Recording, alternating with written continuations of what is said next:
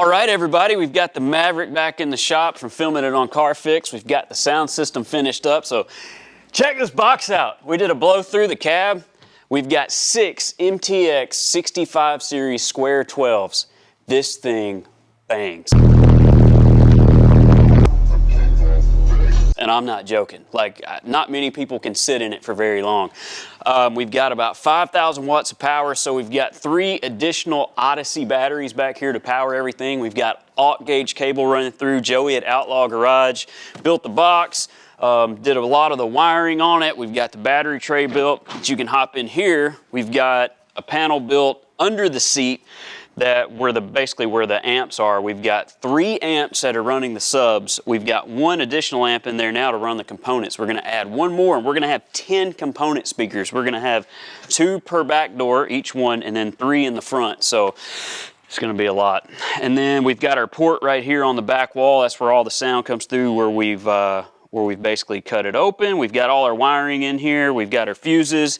We've got all that stuff. So we're about to build a back panel for that now. We're gonna leather it. So I wanted to show you guys where we got that covered up. We're also gonna build a back panel back here, get that leathered with maybe a sight glass in it. But show you what we're doing right now.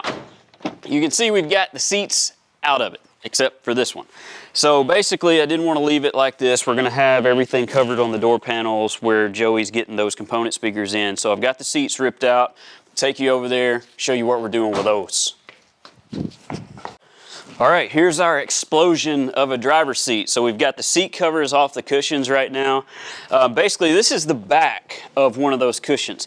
So if we were gonna tailor a seat from scratch, this would be a different story. I'll show you guys how to do that later on down the road. But this is actually a pretty simple way that you can come up with your own seat cover. Now, we're using Apex leather on these like we used in the bed.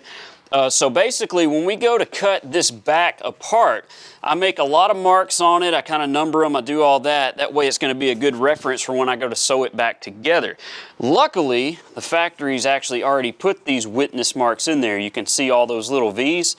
Basically, what that is doing is you're going to have them on this piece as well. So you're going to line those witness marks up, and that's basically going to tell you where it goes. So you're not going to get out of a line. A piece isn't going to get off or anything like that. So you can see this is a front insert piece I've done. I've sewn some pleats in it. We just, made some straight lines, doing some orange stitching, and there's those witness marks. So we're able to line those back up to sew it back together.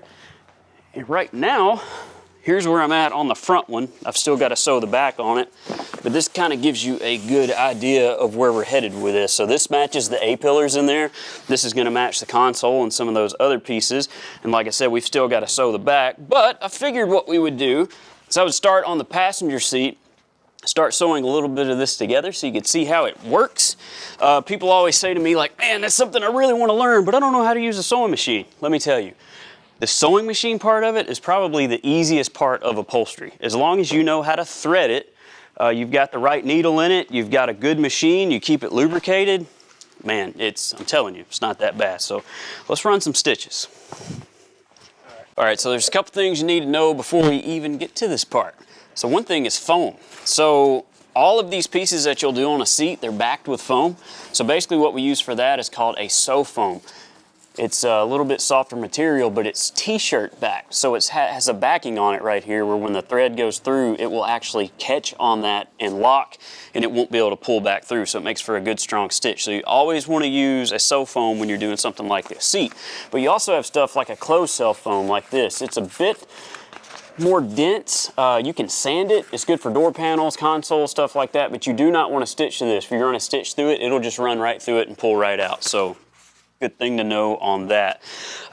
Next thing we've got is knowing your seam allowance. So like when we cut those apart and they had it stitched together, we know we had 3/8 seam allowance. So basically seam allowance is on this back side. You can see where I've got these 2 pieces stitched together. You've got basically a 3/8 overhang. That's your seam allowance. So basically right here beside the needle, I've got it measured over and taped out for a straight edge, and that's our 3/8 right there. Now, one thing to know about the machine, you definitely want an industrial machine for this. You can't use a machine from Walmart. It's not going to sew through leather. So this machine can You'd be surprised what it could sew through. So it's effortless for this right here. They're fairly inexpensive too. So, and you know, threading it, the way it threads is important, but you can use the trusty old YouTube to find how to thread one. So let's go ahead and run it in there.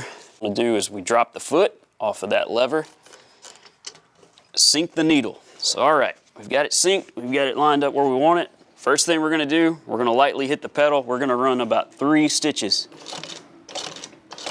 All right, now with this lever over here, we want to reverse the machine and we want to run back over those 3 stitches. And now we can take off. So what that is that's a locking stitch. So when you run those stitches over each other like that, they're locking together, and that's where it's going to make it super strong and it cannot pull back apart. So if there's a lot of pressure on the seat, a lot of people getting in and out, you don't ever have to worry about anything happening. Get to the end, we want to do the same thing, reverse it. Few stitches back, a few more forward, got it locked.